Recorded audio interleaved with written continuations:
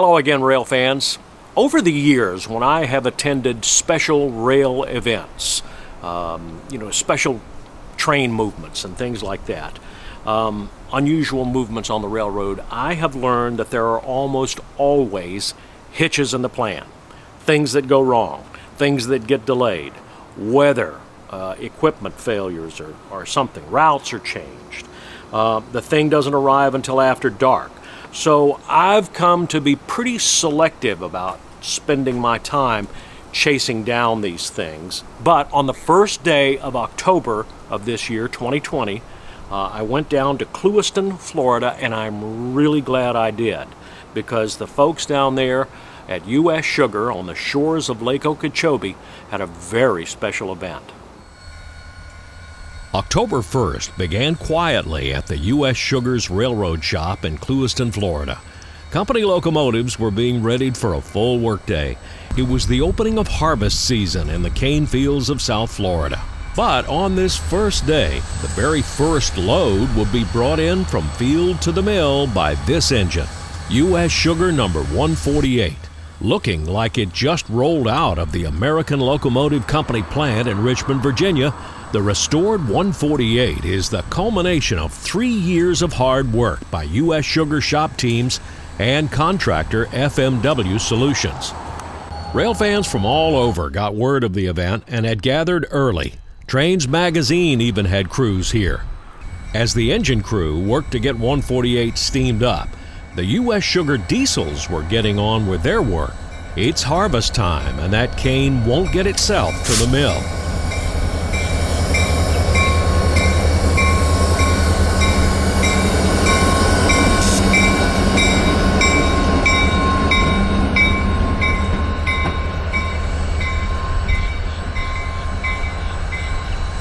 But this morning would be all about USSC 148, the 100-year-old Alco steam engine that was back on the job. Davidson Ward is the project leader who helped make it happen. The locomotive operated from 1920 to 1952 on the Florida East Coast Railway, 52 to 69 here at U.S. Sugar, and then it operated a couple other years at various tourist railroads on the East Coast, sold a few times, and ended up in pieces basically over in Colorado. So by the time it came to us, it was thoroughly worn out, if I can speak freely like that. I think the locomotive had a very long life, right? And probably would have exceeded the life expectancy, if you wanted to call it with today's engineering terms. So what we've done is return that locomotive back to like new condition. After U.S. Sugar got it back in 2016, it was Ward's company, FMW Solutions, that had to put the pieces back together. But with this locomotive, we only had 5 blueprints. We had an overview and we had a couple detail things, but a lot of it was measuring the locomotive as it existed, knowing the original standard practices, and then fabricating new pieces to go with it. At 10:40 a.m., it was time to blow and go.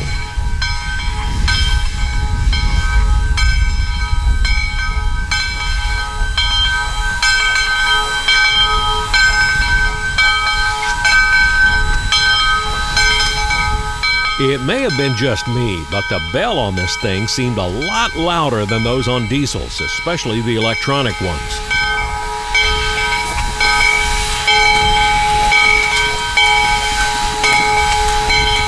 It is a 462 type locomotive, and then in the U.S. we do that based on the number of wheels and their arrangement. It's called a wheel arrangement.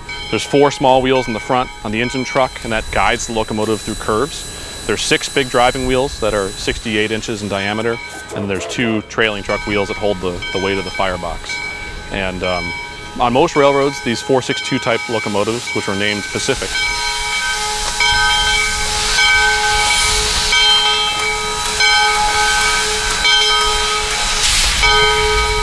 I wasn't waiting for the 148 to back all the way down the main and out to the field because I wanted to get him in the sun as he crossed US 27. But here's what happens when you change your mind at the last minute and go to the other side of the tracks.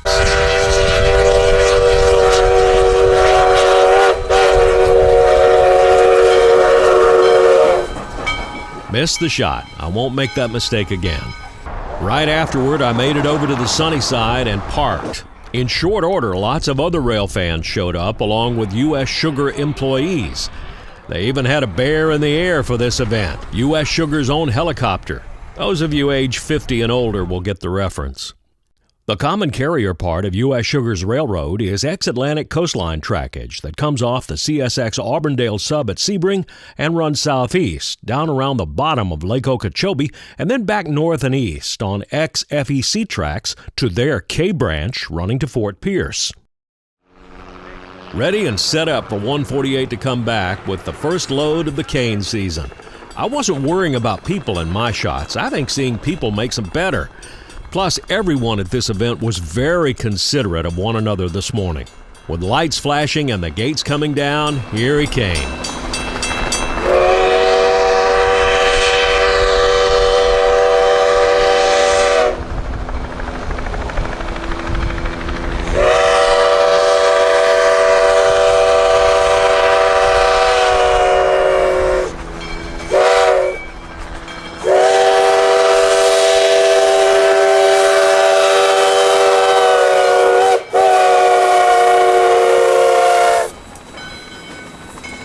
I would have preferred it without the sound of a Bell Jet Ranger helicopter mixed in, but you get what you get.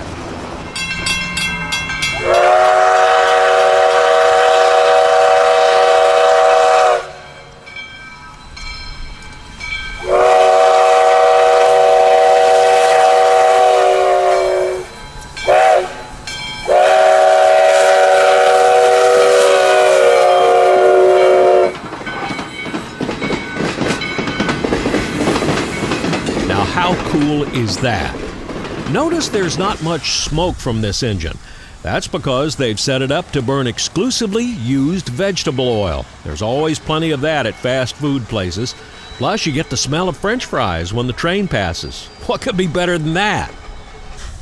Lower track speed limits through town let me get ahead of him again and to the ceremony site just as he arrived. In the Clewiston City Park, where the railroad swings south, in chugged USSC number 148.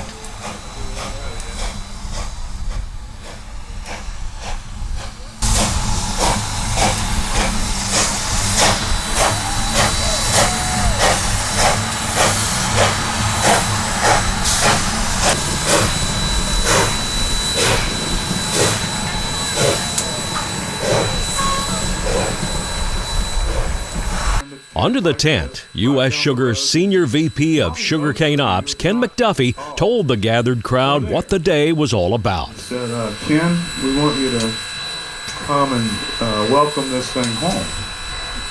You mean like in public? Yeah. We want you to, lay the vision out, Bob's vision for restoring it. So, I don't know how many of y'all have looked at that thing, but it doesn't look anything like that, right? I mean, you're expecting a steam locomotive to show up, paint maybe a little bubble, a little bit of rust here and there, but certainly not that. So it shows up, and it was a cool day in December, although I was sweating, much.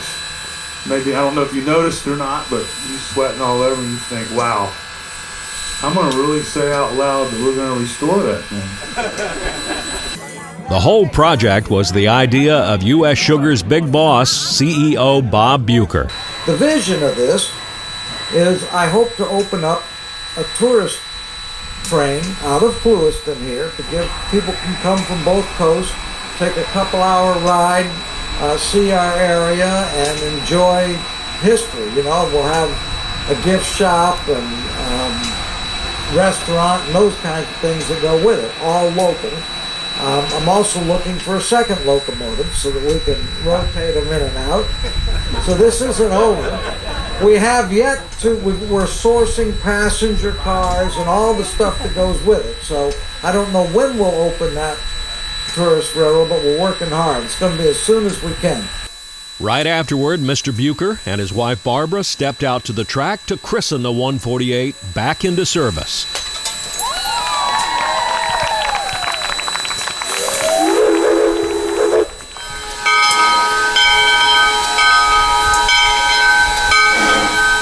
A Officially back on the job, the 148 and crew pulled out to finish their day's work, delivering 10 loads of sugarcane to the Clewiston mill.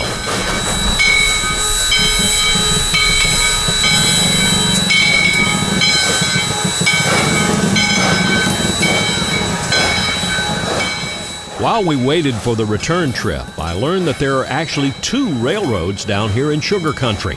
So the South Central Florida Express is what's known as a common carrier freight railroad, and it is regulated by the Federal Railroad Administration. It's under Surface Transportation Board jurisdiction, and it operates between Sebring here through Clewiston and then out to Fort Pierce. It's sort of like a U shape around the base of Lake Okeechobee.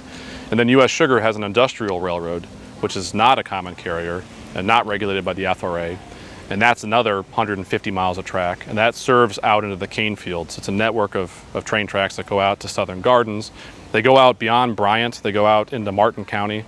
So I believe there's 4 counties that U.S. Sugar operates in, either with the USSC Railroad, U.S. Sugar Railroad, or with the South Central Florida Express. Around a half an hour later, the crew brought 148 back through and on to the shop, where it would be on display for the rest of the afternoon for plenty of photography.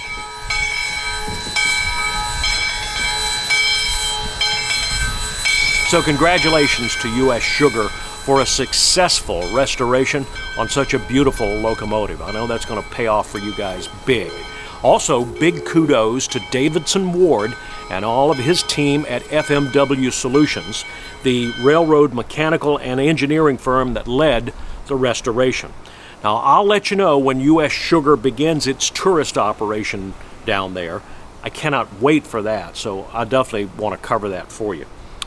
Hit the like button if you like this video. Subscribe to the channel if you haven't already done that. Hit the bell to be notified by email as soon as I post a new video every time. Put your comments in the comment section down below. I try to read them all. Email me if you like. I read all those and I try to respond to all those. Email me at railfandanny@gmail.com. So, until we meet up again somewhere out there on the high iron, this is Danny Harmon.